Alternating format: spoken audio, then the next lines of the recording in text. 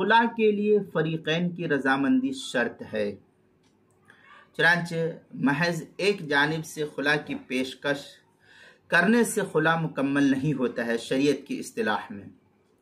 بلکہ اس کے لیے شوہر اور بیوی دونوں کی رضامندی ضروری ہوتی ہے۔ یعنی اگر خلا کی پیشکش شوہر کی طرف سے ہو تو بیوی کا راضی ہونا ضروری ہے، اور اگر بیوی کی طرف سے ہو تو شوہر کا راضی ہونا یہ ضروری ہے۔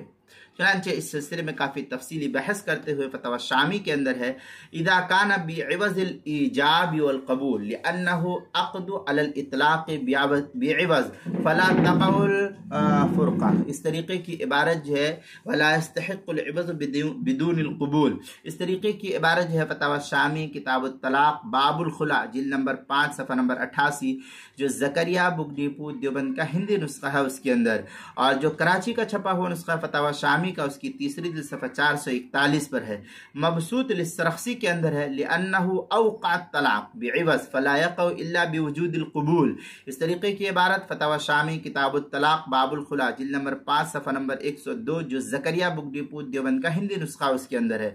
نہیں، مبسوط للسرخسی کے اندر ہے لأنه اوقع الطلاق بعوض فلا يقع الا بوجود القبول، یہ عبارت مبسوط للسرخسی کی ہے باب الخلا جلد نمبر 6 صفحہ نمبر 194 جو دارالکتب العلمیہ بیروت کا چھپا ہوا نسخہ اس کے اندر۔ فتاوی شامی میں ہے مزید لو ادعت الخلا لا يقع بدعواها شیء لأنها لا تملک الایقاع، اس طریقے کی عبارت فتاوی شامی جو